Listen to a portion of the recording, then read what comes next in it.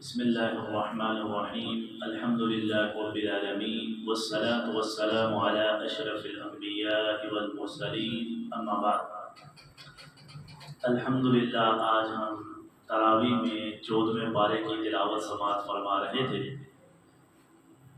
اس پارے میں 2 صورتیں ہیں، پہلی سورۃ الحجر ہے اور دوسری سورۃ النحل ہے جو اس میں مکمل ہو رہی ہیں۔ سورۃ الحجر جو ہے یہ قوم عاد ان کا علاقہ ہے، ان کا تذکرہ اللہ تعالیٰ نے یہاں پر کیا ہے۔ اسی طرح قوم عاد، سمود، اس سورت میں بھی پچھلی قوموں کے تذکرے بھی کیے گئے ہیں، کیسے اللہ کا عذاب آیا۔ 2-3 خاص مضامین اس میں بیان ہوئے ہیں، ان کو ہم مختصراً سمجھیں گے۔ پہلا، اس میں کفار کو ڈانٹ پلائی گئی ہے، ان کے برے اعمال کی وجہ سے نبی کریم صلی اللہ علیہ وسلم کو تنگ کرنا، اہل ایمان کو پریشان کرنا۔ اس بنا پر اللہ تعالیٰ نے ان کی پکڑ کی ہے اور انہیں ڈرایا ہے، اور پہلی قوموں کے تذکرے کر کے یہ بتایا کہ جس طرح پہلی قوموں پر میرا عذاب آیا ہے، پکڑ آئی ہے، تمہارے اوپر بھی آئے گا۔ اور دوسرا مضمون جو اس میں بیان ہوا ہے، نبی کریم صلی اللہ علیہ وسلم کو تسلی دی گئی ہے کہ اے محمد صلی اللہ علیہ وسلم، یہ تمہیں پریشان کرتے ہیں، برا بھلا کہتے ہیں، یہاں تک کہ آپ کو جادوگر کہا گیا، آپ صلی اللہ علیہ وسلم کے اوپر مختلف قسم کے الزامات لگائے گئے، مجنون کہا گیا، دیوانہ کہا گیا، نعوذ باللہ من ذالک۔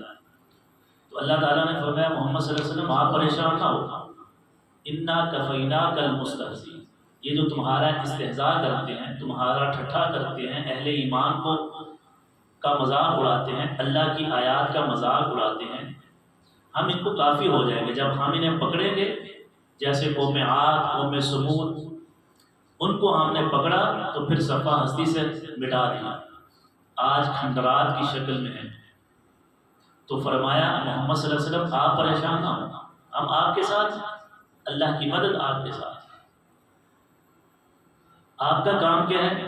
فاصدع بما تؤمر واعرض عن الجاہلین، جاہلوں سے کنارہ کشی کیجیے، اور میرے جو احکامات ہیں ان کو کھول کر بیان کریں، یہ آپ کا کام یہ ہے۔ وما علینا الا البلاغ المبین، یہ اگر مانتے نہیں ہیں، پریشان نہیں ہوتے، آپ کا کام ہے تبلیغ کرنا، ابلاغ کرنا، اللہ کے جو احکامات ہیں انہیں پہنچا دینا۔ یہ قرآن، یہ اللہ کے احکامات، ان کی ذمہ داری میری ہے۔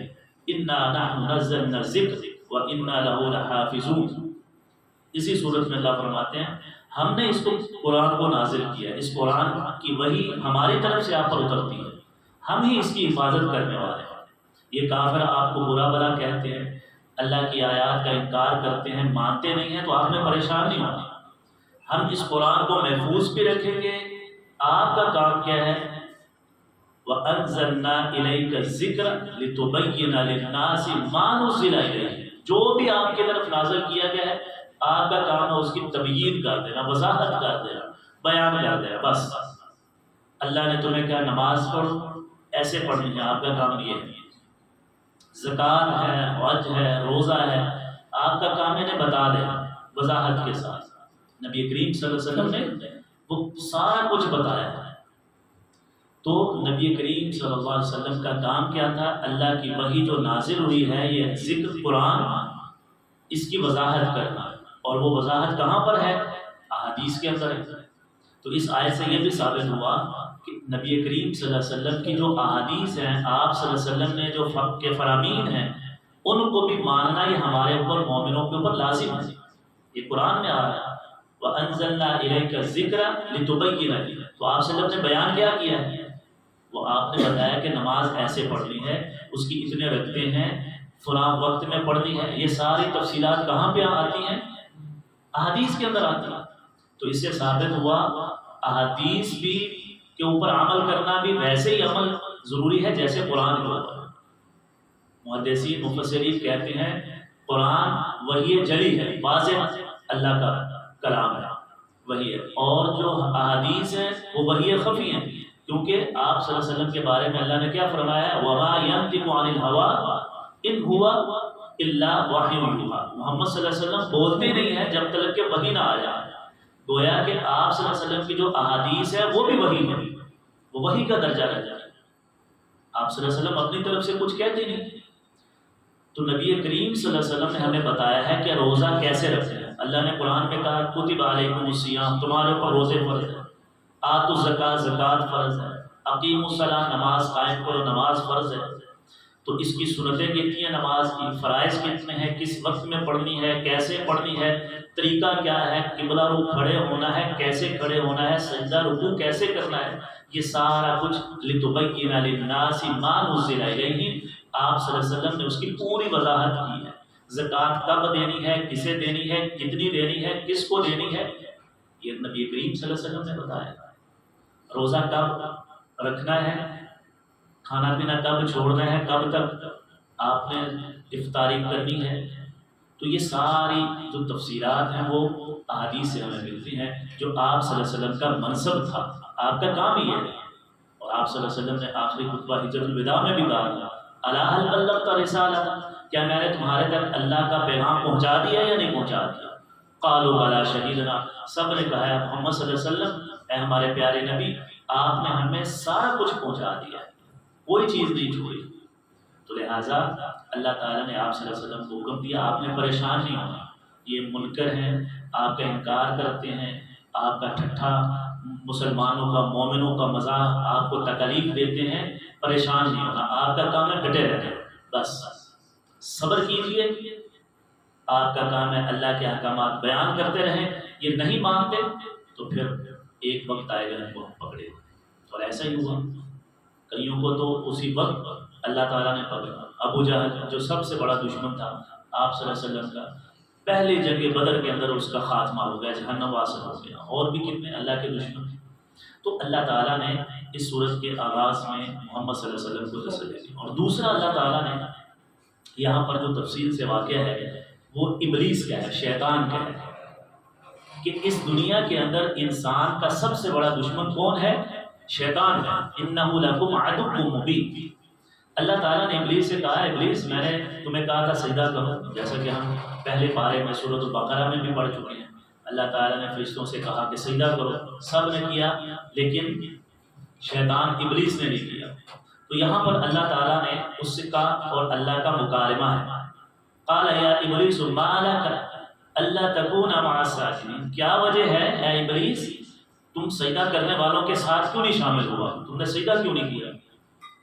اب شیطان کا جواب دے، قال لم اکن لاسجد لبشر خلقته من صلصال من حمأ مسنون، کیا میں جو آگ سے بنایا گیا ہوں، آگ اوپر کو اٹھتی ہے، آگ اعلیٰ ہے، اور جس کو تم سجدہ کرنے کا حکم دے رہا ہے، لبشر ایسے انسان کو، بشر کو جس کو تو نے بنایا ہے، پیدا کیا ہے، من صلصال مٹی سے، حمأ مسنون کالی سے، گار سے پیدا کیا ہے، تو مجھے کہتا ہے کہ اس کو، میں اس کو سجدہ کرنے والا نہیں۔ قال فاخرج منها فانك رجیم، اللہ نے فرمایا اے ظالم، اے متکبر، تم میرے حکم کے آگے بولتا ہے، فاخرج منها، یہاں سے نکل جا جنت سے، فانك رجیم، اب تو دھتکارا ہوگا، تیرے اوپر لعنت ہے، وان علیک اللعنۃ الی یوم الدین، قیامت تک لعنت ہے تیرے اوپر، میری پھٹکار ہے، تو میری رحمت سے دور ہے۔ قال رب فانظرنی الی یوم یبعثون، کہنے لگا اچھا اے میرے رب تم مجھے نا مہلت دے، کتنی؟ الی یوم الدین، قیامت کے دن تک، مجھے اتنا وقت دے دے، پھر میں دیکھیں کیا کروں گا۔ اللہ نے فانظرنی الی یوم یبعثون، جا تمہیں میں نے مہلت دے دی۔ قال رب فانظرنی الی یوم یبعثون قال فانک من المنظرین الی یوم الوقت المعلوم، جاؤ قیامت تک تمہیں وقت دیا۔ آگے سے کہنے کا لگا ٹھیک ہے میرے اوپر تو لعنت آ گئی ہے۔ قال رب بما اغویتنی لأزینن، میں ان کو مزین کر کے دکھاؤں گا کن کو؟ لہم فی الارض ولاغوینہم اجمعین، اور میں تمام کو گمراہ کروں گا۔ کن کو؟ بنی آدم کو اور اس کے بیٹوں کو، ان کے اولاد کو، جتنے بھی ہوں گے میں ان کو گمراہ کروں گا۔ اب میں تو دھتکارا گیا ہوں گا، قیامت تک دیکھیے گا۔ الا عبادک منہم المخلصین، ہاں سوائے جو تیرے خالص بندے ہوں گا۔ اب یہ شیطان کا کہنا ہے کہ جو تیرے بندے ہوں گے نا خالص، ان کے اوپر میرا بس نہیں چلے گا۔ خالص، یہ شیطان کہہ رہا ہے، اس کو بھی پتا ہے جو خالص ہے۔ اور خالص کس چیز کو کہتے ہیں؟ جس میں کسی چیز کی ملاوٹ نہ ہو۔ کسی بھی جگہ پر دودھ کے اندر پانی ملا دیا جائے، یہ بھی ملاوٹ ہے۔ اس کے اندر پاؤڈر ڈال دیا جائے، یہ بھی ملاوٹ ہے۔ ہاں؟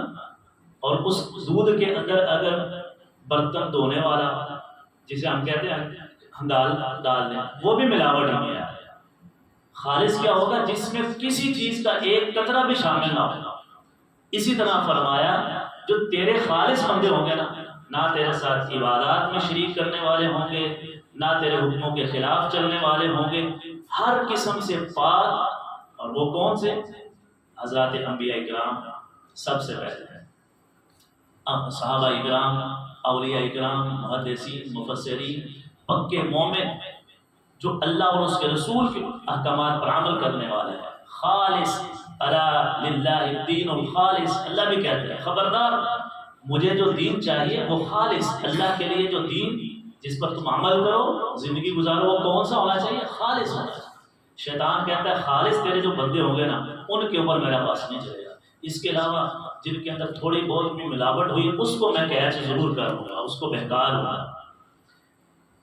اللہ نے کہا قال ھذا صراط علی مستقیم، میرا جو رستہ ہے نا، اللہ فرماتے ہیں وہ سیدھا رستہ ہے۔ اہدنا الصراط المستقیم صراط الذین انعمت علیہم غیر المغضوب علیہم ولا الضالین، جو سیدھا رستہ اللہ نے اسی لیے اس سورت کو سورۃ الفاتحہ، یہ بھی اسی سورت کے اندر آ رہا ہے، سبع من المثانی والقرآن العظیم۔ اللہ نے فرمایا ہم نے تمہیں ایک ایسا قرآن عظیم 7 آیات والی سورت ایسی عطا کی ہے جو بار بار پڑھی جاتی ہے۔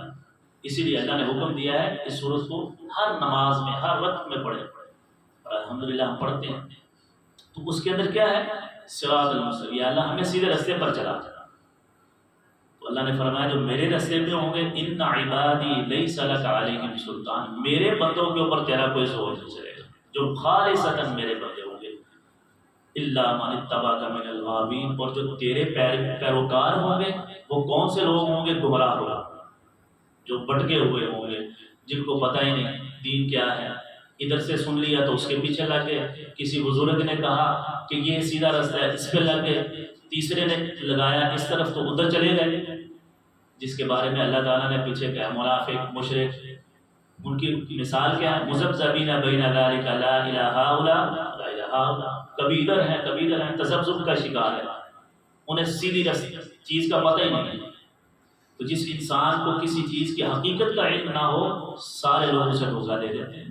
کاروبار زندگی میں بھی آپ دیکھ لیں، جس کو کسی چیز کا علم نہ ہو تو وہ دھوکہ کھا جاتا ہے، گھاٹا کھاتا ہے، کوئی بھی کام کرے گا اس کے ساتھ فراڈ ہو جائے گا۔ اور جس کو ہر چیز کا علم ہے، اپنی فیلڈ کا علم ہے، اسے کوئی دھوکہ نہیں دے سکتا ہے۔ اسی طرح دین کے معاملے میں بھی ہمیں صحیح بات کو دیکھنا، اس کے اوپر عمل کرنا ہے۔ اور صحیح دین کہاں سے ملے گا؟ قرآن اور محمد الرسول اللہ صلی اللہ علیہ وسلم کے فرامین سے۔ کہتے ہیں دین ہمیں کیسے پتہ چلے گا؟ عام لوگ، بھائی اللہ نے عقل دی ہے، شعور دیا ہے، قرآن دیا ہے، اس کو کھولیے، اس کو پڑھیے، ترجمہ پڑھیے، پھر عالم سے پوچھیے، اور پھر 2 سے پوچھیے، 3 سے۔ جب آپ 2-3 سے پوچھیں گے تو آپ کو پتہ چل جائے گا کہ صحیح بات کون کر رہا ہے۔ جیسے آپ بازار میں جاتے ہیں تو پتہ چل جاتا ہے یہاں سے دودھ خالص ملتا ہے، یہ فلان اس کے اندر بھی ملاوٹ ہے، اس میں بھی ملاوٹ ہے، اس میں، اور یہ جو ہے نا بندہ خالص ہے۔ 1-2 جگہ سے آپ دودھ لیں گے تو آپ کو پتہ چل جاتا ہے کہ نہیں چلتا ہے، تو کیا دین کا نہیں پتہ چلے گا؟ تو اگر آپ کسی عالم کے پاس جاتے ہیں، وہ آپ کو صحیح گائیڈ کر دیتا ہے، قرآن حدیث اس کا حوالہ دیتا ہے، آپ اس کی ریسرچ کرتے ہیں، پڑھتے ہیں، تو پتہ چل جاتا ہے کون صحیح بات کر رہا ہے۔ بشرط یہ کہ آپ ڈھونڈنا چاہیں، دین خالص لینا چاہیں، تو پھر پھر اللہ تعالیٰ نے فرمایا وَلَقَدْ آتَيْنَاكَ سَبْعًا مِنَ الْمَثَانِ وَالْقُرْآنِ الْعَظِيمِ، یہ سورۃ الفاتحہ مفسرین کہتے ہیں یہاں سے سبع من المثانی 7 آیات والی کون سی ہے سورت؟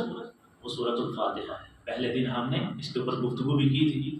یہ قرآن العظیم ہے، سب سے عظیم سورت ہے، اسی لیے اللہ تعالیٰ نے نبی کریم صلی اللہ علیہ وسلم نے حکم دیا کہ اس کو ہر نماز کے ہر رکعت کے اندر پڑھا جائے۔ اس کے اندر اللہ کی توحید ہے، اپنے گناہوں کی معافی ہے، اللہ سے استعانت اور مدد کا ذکر ہے، اور گناہ گار لوگوں کے رستے سے بچنے کی دعا بھی ہے۔ یہ بہت ہی عظیم ہے۔ نبی کریم صلی اللہ علیہ وسلم فرماتے ہیں یہ شفا بھی ہے۔ یہ سورۃ الفاتحہ، اس کے کئی فضائل ہیں، تو اللہ تعالیٰ نے اس میں اس کا بھی تذکرہ کیا ہے۔ اور پھر اللہ تعالیٰ نے آپ صلی اللہ علیہ وسلم کو حکم دیا فَاصْدَقْ بِمَا تُؤْمَرُ، آپ کو جس چیز کا حکم دیا جا رہا ہے، جو آپ کی طرف وحی کی جا رہی ہے، آپ کا کام ہے اس کو آگے بتا دیں بس۔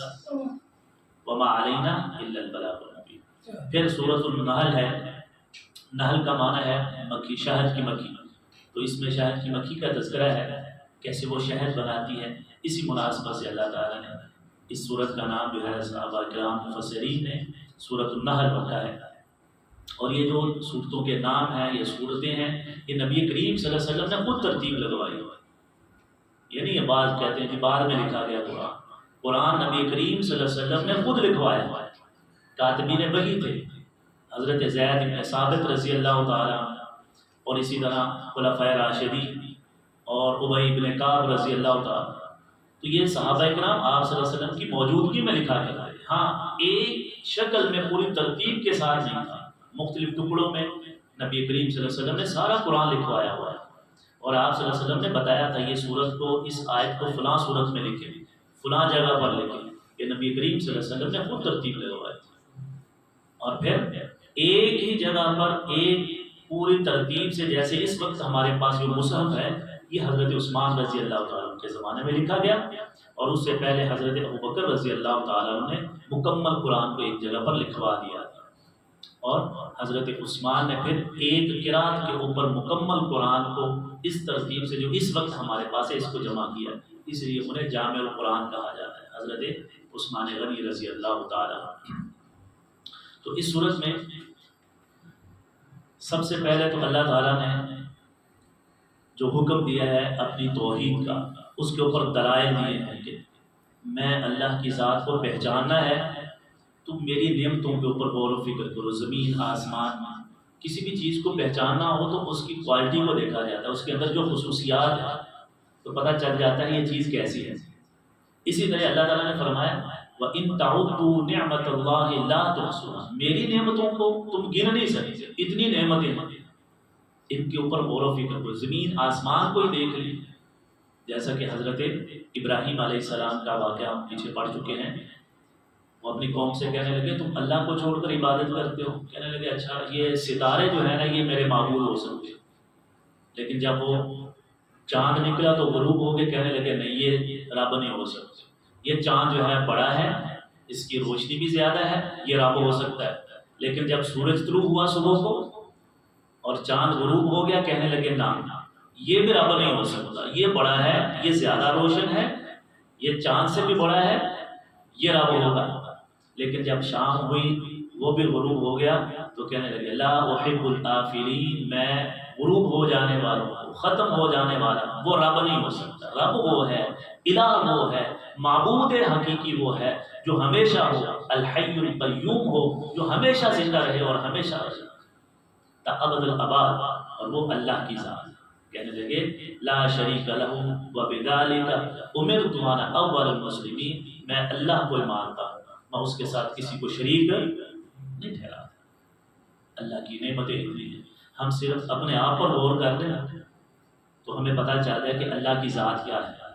کوئی انسان ایسا چیز بنا سکتا ہے؟ آج سائنس ٹیکنالوجی نے روبوٹ بنا لی ہیں جو انسانوں والے کام کرتے، لیکن وہ انسان نہیں بنا سکتے جو کوالٹیز اللہ تعالیٰ نے انسان کے اندر رکھی ہیں۔ پھر اللہ تعالیٰ نے فرمایا ہے ذرا میری نعمتیں اتنی زیادہ ہے تو ذرا کوئی جو جن کی تم عبادت کرتے ہو، یہ جو تم نے معبود بنا رکھے ہیں، اس وقت کے مشرکین مکہ نے کیا کیا ہوا تھا، لات منات عزا ہبل بڑے، اور آج بھی یہ ہمارے ہندو ساتھ رہنے والے ہیں، یہ فلاں کالی دیوتا ہے، فلاں ماتا ہے، ہاں یہ فلاں ہنومان ہے، معبود بنائے ہوئے ہیں نعوذ باللہ، یہ جی ہمارے کام کرتے ہیں، فلاں یہ ہمیں رزق دیتا ہے۔ آج مسلمانوں نے بزرگوں کو بنایا ہو، یہ گنج شکر ہے، یہ فلاں ہے، یہ داتا ہے، یہ غوث ہے۔ اللہ فرماتا ہے والذین یدعون من دون اللہ لا یخلقون شیئا وهم یخلقون، یہ جن کو تم پکارتے ہو اللہ کو چھوڑ کر، اللہ کے علاوہ جن کو تم پکارتے ہو، لا یخلقون شیئا، انہوں نے تو کوئی چیز نہیں پیدا کی، اگر پیدا کیے تو دکھاؤ، معبود تو پھر ہے نا، پھر ہم اس کی عبادت کریں، کوئی اس نے کوئی ایجاد کیا ہو، کوئی چیز بنائی ہو۔ وَهُمْ يُخْلَقُونَ، حالانکہ یہ تو خود پیدا کیے گئے ہیں، جو خود پیدا کیا گیا ہو وہ کیسے تمہارا مددگار ہو سکتا ہے، وہ کیسے رب ہو سکتا ہے، وہ کیسے الہ ہو سکتا ہے؟ اموات غیر احیاء، یہ تو مردہ ہیں جن کو تم پکارتے ہو، بزرگ جو مر گئے، غیر احیاء یہ زندہ نہیں ہے، وما یشعرون ایان یبعثون، ان قبر والوں کو تو یہ بھی نہیں پتہ کب اٹھائے جائیں گے، اور تم ان کی پوجا کرتے ہو۔ کتنی خوبصورت یہ آیات، ایسے لگتے جیسے آج ہمارے حالات کا تذکرہ ہو رہا ہے، ہمارے بارے میں قرآن کا، اور قرآن قیامت تک کے لیے انسانوں سے خطاب کرتا ہے۔ تو اللہ ہمیں توحید کی سمجھ دے اور شرک سے محفوظ رکھے۔ پھر فرمایا الہکم الہ واحد، تمہارا الہ ایک الہ ہے۔ لو کان فیہما آلہۃ الا اللہ، اللہ فرماتے ہیں اگر دنیا کے اندر دو الہ ہوتے نا، لو کان فیہما آلہۃ الا اللہ لفسدتا، زمین پر فتنہ فساد برپا ہو جاتا، ایک خدا کہتا بارش برسانی ہے، دوسرے کہتا نہیں، لاہور والے بارش مانگ رہے ہیں اور ادھر گاؤں والے باہر فصلیں کٹی ہوئی ہیں اور وہ کہتے ہیں اللہ بارش نہ آئے، ذرا ہم اپنے فصلیں اٹھا لیں، تو فساد برپا ہو جاتا ہے۔ یہ اللہ ہی ہے جو ہر ایک کی سنتا ہے، وہ اکیلا ہے۔ قل هو اللہ احد اللہ الصمد الہکم الہ واحد لا الہ الا اللہ، اللہ کے علاوہ کوئی معبود نہیں ہے۔ تو توحید کا تذکرہ ہے سورۃ کے اندر۔ پھر اللہ تعالیٰ نے فرمایا ہے کہ ہم نے ہر قوم کے اندر اپنے رسول بھیجے ہیں، وَلَقَدْ بَعَثْنَا فِي كُلِّ أُمَّةٍ رَسُولًا، اور ان کا کام کیا ہوتا تھا؟ ان اعبدوا اللہ، اللہ کی عبادت کرنا، واجتنبوا الطاغوت، شیطان کی عبادت سے روکنا، شیطان کے احکامات، شیطان کے پیچھے نہیں چلنا۔ عبادت کس کی کرنی ہے؟ اللہ کی کرنی ہے۔ جتنے نبی آئے انہوں نے کیا کہا؟ اللہ کو پکارو، میں وما اسألکم علیہ من اجر، میں تم سے کوئی اجر نہیں چاہتا، میں تم سے کوئی بدلہ نہیں چاہتا، میں تم سے کوئی مال دولت نہیں چاہتا، میں تو یہ چاہتا ہوں، ہر نبی یہ کہتا ہے اے میری قوم ان اعبدوا اللہ، اللہ کی عبادت کرو، اس کے ساتھ شریک نہ ٹھہراؤ، بس میرا اور تم سے کوئی مطالبہ نہیں ہے، میں تو خود اس کی عبادت کرتا ہوں۔ تو لہٰذا یہاں پر اللہ تعالیٰ نے توحید کا تذکرہ کیا ہے۔ اس کے بعد اللہ تعالیٰ نے فرمایا ہے کہ اس دنیا کے اندر رہتے ہوئے اللہ کو پہچاننا ہے تو تم ان دنیا کی جو نعمتیں ان پر غور و فکر کرو، جو اتنی نعمتیں دی ہیں، تعدوا نعمت اللہ، تو اس میں سے ایک مثال کے ذریعے سے اللہ نے سمجھایا ہے۔ اللہ کہتا ہے تم چیزوں کو استعمال کرتے ہو، ان کے اوپر غور کرو، کون ہے جو ان کو پیدا کرنے والا ہے۔ اس وقت ہر ایک انسان کہیں نہ کہیں استعمال کرتا ہے اللہ کی بہت بڑی نعمت ہے، اس پر غور کرنے کی طرف اللہ نے توجہ دیا، اور وہ کیا ہے؟ دودھ۔ اب دودھ کیسے آتا ہے؟ ایک جانور ہے، ہم اس کو چارہ کھلاتے ہیں، پانی پلاتے ہیں، وہ پیتا ہے تو اس کے تھنوں میں سے سفید دودھ نکلتا ہے۔ اللہ تعالیٰ نے اس کی وَإِنَّ لَكُمْ فِي الْأَنْعَامِ لَعِبْرَةً، بے شک تمہارے لیے چوپاؤں میں نصیحت ہے۔ کیا نصیحت؟ نُسْقِيكُمْ مِمَّا فِي بُطُونِهِ مِن بَيْنِ فَرْثٍ وَدَمٍ لَبَنًا خَالِصًا سَائِغًا لِلشَّارِبِينَ، اللہ کہتا ہے یہ جو چوپائے ہیں، یہ گائے، بھینس، بکری، اونٹ جن کا تم دودھ پیتے ہو، اس میں تمہارے لیے بہت بڑی نشانی ہے اگر تم سمجھو تو۔ کیا؟ مما فی بطونہ، ان کے پیٹ میں سے جب آتا ہے من بین دم، خون بھی ہوتا ہے، فرس گوبر بھی ہوتا ہے، اور اسی سے نکلتا ہے کیا؟ لبن، دودھ، خالصاً، خالص، کوئی ملاوٹ نہیں ہوتی، نہ تو اس کے اندر دودھ ہوتا ہے نہ اس کے اندر پانی ہوتا ہے، پانی بھی ہضم ہو جاتا ہے، خون بھی الگ، اور اس میں سے وائٹ دودھ نکلتا ہے، خالصاً سائغا للشاربین، جس کو پیتے ہیں مزے لے لے کر تم پینے والے۔ آپ نے ہمارے یہ بزرگ بیٹھے اپنے ہاتھوں سے دودھ بیا کرتے تھے اور خالص دودھ پیتے، ہاں؟ کتنا مزیدار، میٹھا، اور دل کو خوش کر دیا گیا۔ آج کل ڈبے والا دودھ، ہاں؟ وہاں سے چلتا ہے خالص، یہاں تک آتے آتے پتہ نہیں کیا بن جاتا ہے لاہور میں۔ اور کبھی تو یہ آپ کے ادھر ہی میں نے سنا ہے کھڑے ہوتے ہیں، اور میں نے دیکھا بھی ہے گاڑی کھڑی ہوئی تھی، پنجاب فوڈ اتھارٹی والے وہ پکڑتے ہیں پورے پورے کین جو ہیں وہ روہی میں گرا دیتے ہیں، یہ جی ملاوٹ نہیں، یہ تو غلط ہے، یہ تو دودھ ہے ہی نہیں، پانی کے اندر پاؤڈر ڈالا ہوا ہے، اس کے لوگوں کی جانوں سے کھیل رہے ہیں۔ اللہ فرماتے ہیں اس میں تمہارے لیے نصیحت ہے، عبرت ہے۔ کوئی ہے ایسی مشین، کوئی ہے ایسا سائنسدان جو دودھ نکال دے گوبر میں سے، خون میں سے صاف دودھ نکالے؟ کوئی آج تک ایسی ٹیکنالوجی ہے؟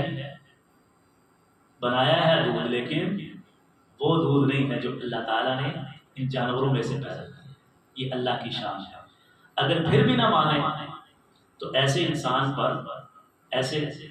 پر اللہ پھر غصہ کر سکتا ہے یا نہیں؟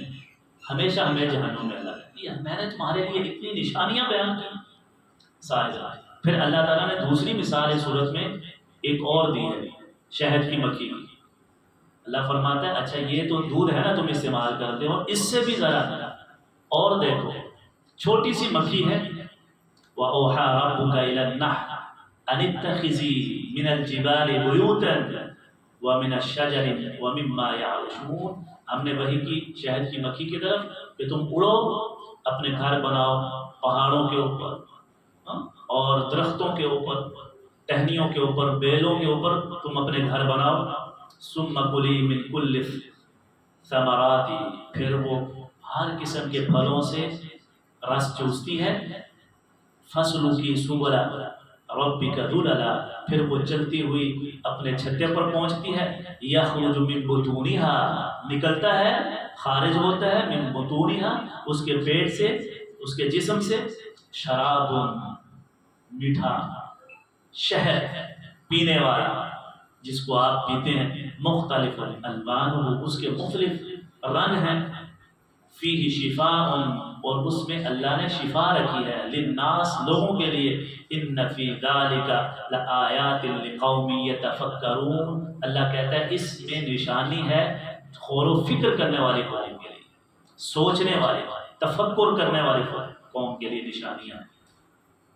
دنیا کے اندر سب سے بہترین اگر کوئی مشروب ہے تو وہ شہد ہے، اور یہ آج مسلمان ہی نہیں، غیر مسلم بھی اس کے اوپر ریسرچ کی، ایسا مشروب دنیا کی کسی کمپنی نے نہیں بنایا اور کوئی بنا بھی نہیں سکتا۔ اللہ کہتے ہیں یہ نشانیاں میرے، کون ہے؟ اتنی سی مکھی ہے، اس میں سے شہد نکلتا ہے، وہ میٹھا بھی ہوتا ہے، اس کے اندر لذت بھی ہوتی ہے، اور کتنی اس کے اندر تمہاری بیماریوں سے شفا بھی ہے۔ یہ اللہ کی ذات ہے۔ تو اللہ تعالیٰ ہمیں قرآن و حدیث کے اوپر غور و فکر کرنے کی توفیق عطا فرمائے۔ پھر اللہ تعالیٰ نے آخر میں قرآن کے بارے میں، قرآن پڑھتے ہوئے شیطان سب سے زیادہ حملہ آور ہوتا ہے مومن پر۔ آپ نے دیکھا ہوگا نماز میں بھی ہم سن رہے ہوتے ہیں تو قنوت کی طاری ہو جاتی ہے، اور قرآن کھولے تو نیند آنا شروع ہو جاتی ہے، قرآن پڑھنا شروع کریں تو سر میں درد ہے، گھومنا شروع ہو جاتا ہے، یہ شیطان آتا ہے۔ تو اللہ تعالیٰ نے اس کا نسخہ بھی بتایا اسی سورج میں۔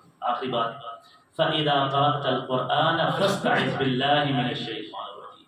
اللہ فرماتے ہیں اے مومنو، جب بھی تم قرات کرو، فَإِذَا قَرَأْتَ الْقُرْآنَ، قرآن پڑھنا شروع کرو تو اس سے پہلے کیا کرنا؟ فَاسْتَعِذْ بِاللَّهِ مِنَ الشَّيْطَانِ، اعوذ باللہ من الشیطان، یا اللہ میں تیری پناہ میں آتا ہوں اس شیطان مردود سے جو میرا کھلا دشمن ہے، جس کا کام ہی کیا ہے؟ ابھی ہم نے پیچھے پڑھا کہ جس کا کام ہے سیدھے رستے سے ہٹانا، وہ اللہ تعالیٰ سے چیلنج کیا ہوا میں تیرے بندوں کو ڈاؤں گا۔ تو اللہ نے فرمایا اس شیطان جو تمہارا کھلا دشمن ہے اسے بچنا ہے تو کیا؟ میری پناہ میں آ جانا ہے۔ اعوذ باللہ پڑھ کر شروع کریں، اور جب بھی خیال آئے، نبی کریم صلی اللہ علیہ وسلم فرماتے ہیں نماز کے اندر اگر تمہیں وسوسے آئیں، شیطان تمہاری قرات کو خراب کرے تو اعوذ باللہ پڑھو نماز میں، اعوذ باللہ من الشیطان الرجیم، اور اپنے دل کے اوپر پھونک مار دو تو انشاءاللہ وہ وسوسے ختم ہو جائیں گے۔ تو اللہ تعالیٰ ہمیں قرآن مجید کو سمجھنے اور اس کے مطابق عمل کرنے کی توفیق عطا فرمائے۔ وما علینا الا البلاغ المبین۔ سبحانک اللہم و بحمدک، اشہد ان لا الہ الا انت، استغفرک و اتوب الیک۔